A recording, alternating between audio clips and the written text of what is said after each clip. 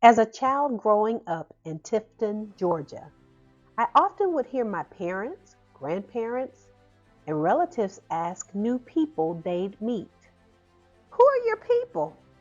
Who are your folks? Where are you from?"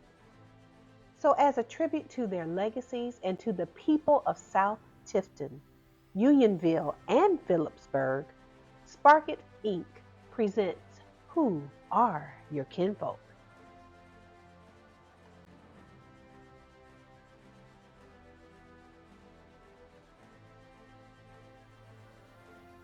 One of SparkIT's newest projects is the Spark Interest in Tifton's Early Black Settlers project. We are excited about genealogy research and invite you to join us as we discover more about Tifton's finest. As we get to know our kinfolk and from whence they came, we look to them with pride. This is our blueprint and our legacy to keep going.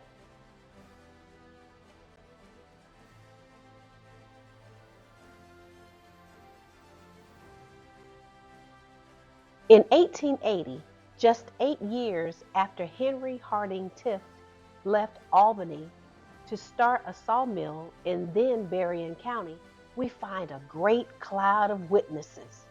These are the names of the 110 Black men, women, boys, and girls who lived in the village of Tifton. This episode will focus on the 9 oldest Black citizens in the village. They were born between 1810 and 1838.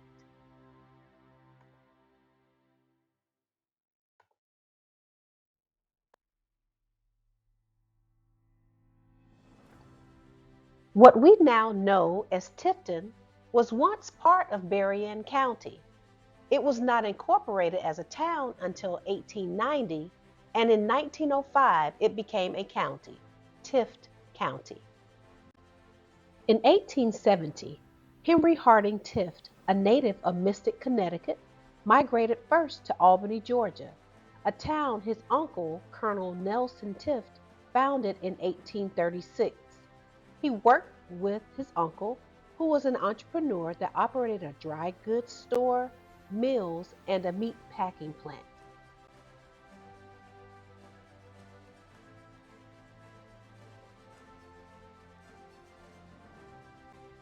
The local paper, the Albany News, would often show advertisements for these businesses, and in 1874, we see that their partnership dissolved, and Henry Tift would operate the business in his own name.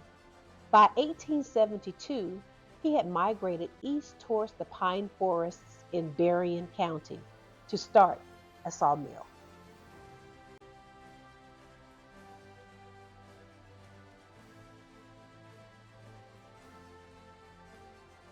In 1948, the Tift County Historical Society published the book entitled History of Tift County. Ida Bell Williams, an English educator and principal of Tifton High School in the 1940s, was its chief editor.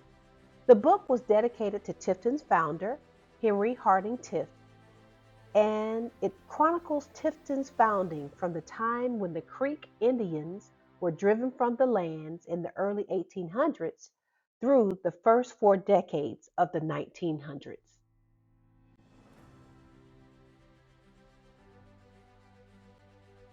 This book contains 28 chapters, and chapter 26 briefly mentions, in about 6 out of 500 pages, the contributions of a few of Tifton's early Black settlers. We submit to you that these Black citizens' contributions were not miscellaneous, as the chapter is entitled. Indeed, they were integral to Tifton's history. Chapter 26 begins with a very important statement. No history of Tift County would be adequate did it omit mention of those high-type Negroes whose faithful and efficient service and upright character made a large contribution to the building of Tifton. Well, yes, There are too many people to name, but as the author states, they helped build the town.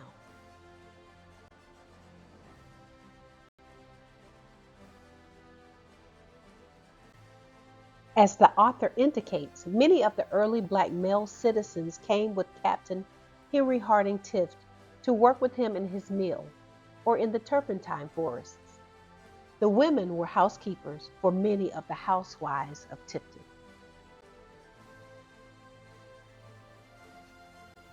Our focus in this first episode of the Spark Interest in Tifton's Early Black Settlers project begins with the 1880 United States Census in the village of Tifton, one of the 13 districts in Berrien County.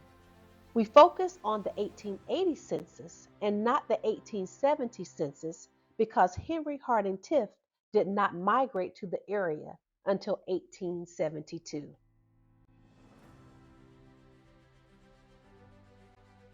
At the time of the 1880 census, the total population for the village of Tifton was 392.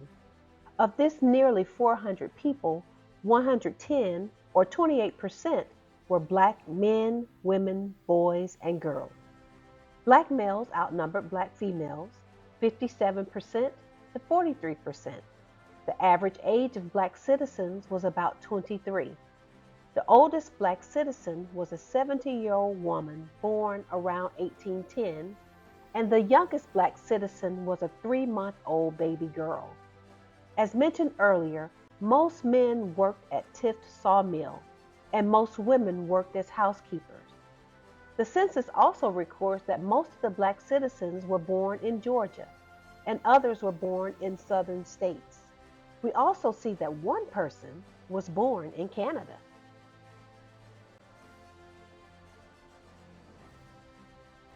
In our great cloud of 110 witnesses, we will first look at the 9 oldest black citizens in then Berrien County for the village of Tifton. They were born between 1810 and 1838.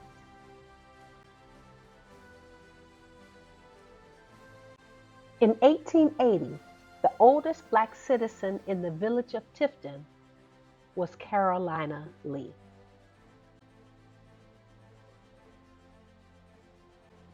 Carolina Lee was born about 1810 in Georgia.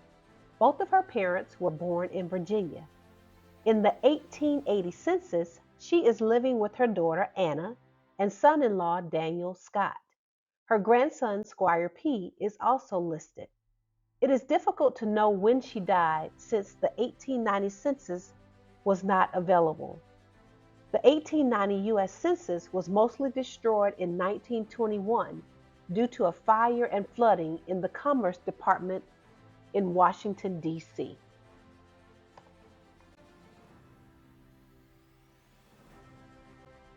In our quest to find out more about Carolina Lee, we started first with the 1880 census and then went back 10 years to the 1870 census.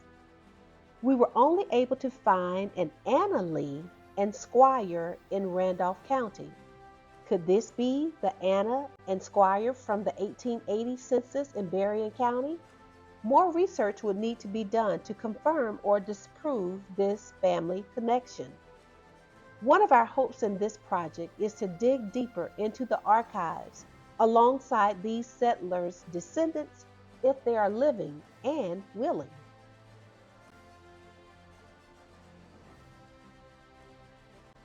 Handy Claus is the oldest black man in the village of Tifton in 1880.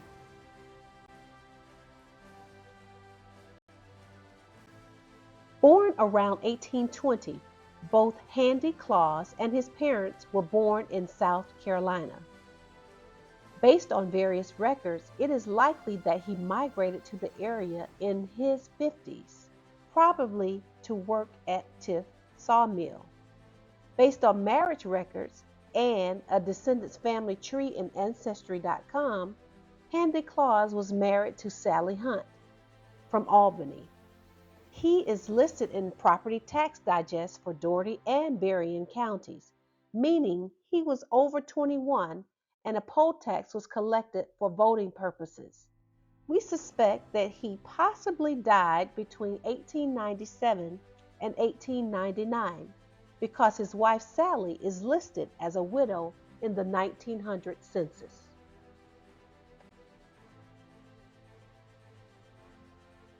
In the 1880 census, Handy Claus is a boarder who is married. He lives with the Uring family. This begs the question, where and who was his wife? We found a Handy Claus in Dougherty County in 1870. Could this be him? Since the 1870 census does not contain relationships within a household, we cannot confirm that Handy Claus was married to Emily Claus. Yes, genealogy research helps us connect dots, but sometimes we need additional sources to confirm our findings. We also found Handy Claus's voter oath from 1867. Why is this significant? This marked the first time formerly enslaved black men could vote.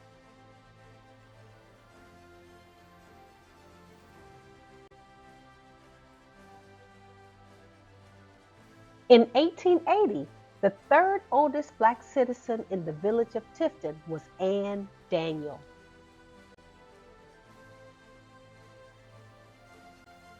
Ann Daniel was born in 1822 in North Carolina. Her parents were also born in North Carolina. In 1880, she is listed as a widow, and there are only two people in her household, she and her son, Brown Daniel, who works at the sawmill. We have not been able to determine to whom she was married or from where they may have migrated.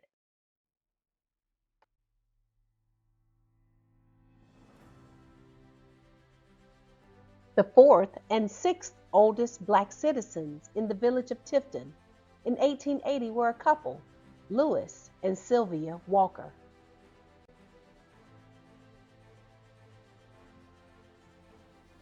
Lewis Walker was born in South Carolina, and so were his parents.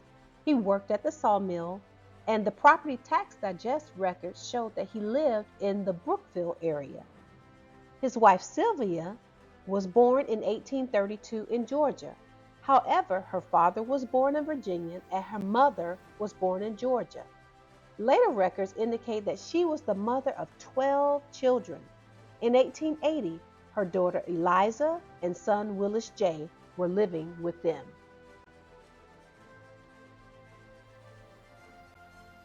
Though not shown here, later records indicate that Lewis and Sylvia Walker's daughter Eliza married a Bryant. We were also able to find that Sylvia is buried in Greenwood Cemetery in Tifton. During that time, it would have been known as the Colored Cemetery.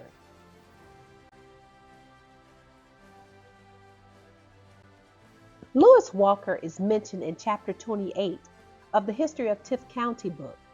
This chapter was dedicated to Tift County pioneer appreciation.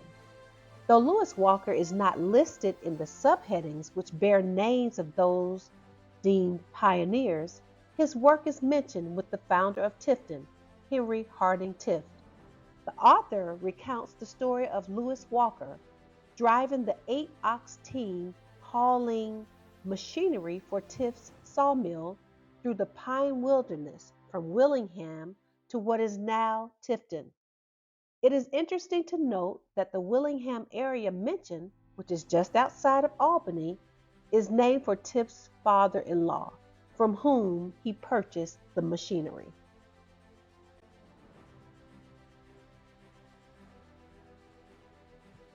In 1880, the fifth and seventh oldest black citizens of the village of Tifton were a couple, Sally and Green Chatfield.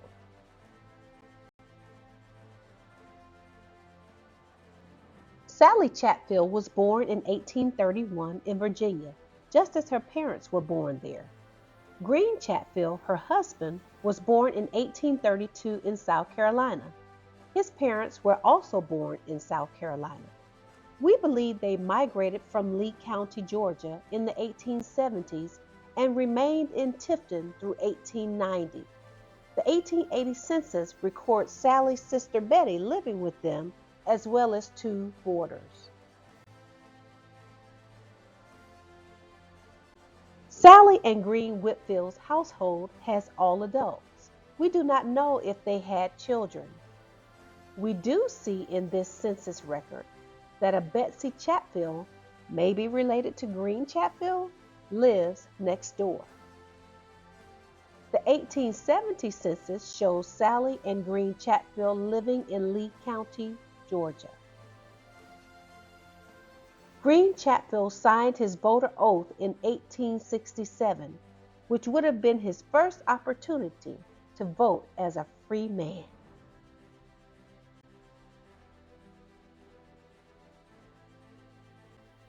In 1880, in the village of Tifton, the 8th and 9th oldest Black citizens, and our final two honorees in this episode, are Archie and Margaret Pollard.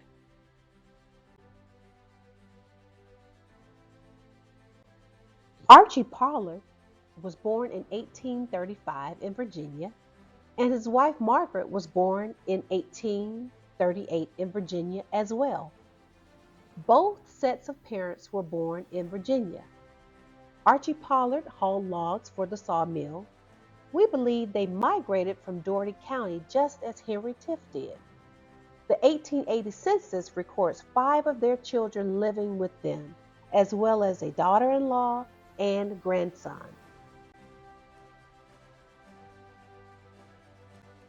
In the 1880 census, one of Archie and Margaret Pollard's sons worked on the railroad, and the other son worked at the sawmill. In 1870, Archie and Margaret Pollard are living in Dougherty County with their 3 children. Though we are unsure how Archie and Margaret came to Dougherty County from Virginia, we know that he signed his voter oath in 1867 in Dougherty County. Thank you for watching this first episode of Who Are Your Kinfolk? Could one of these people featured be your ancestor? Or do you recognize any of the people or surnames featured in this episode? Better yet, have you considered researching the origins of your kinfolk? Please consider joining us in this project, or if you're interested in attending our upcoming genealogy workshops, you can reach us by email at sparkitcc@gmail.com. We are on YouTube at We Spark It, or you can reach us on Facebook at SparkIT Inc.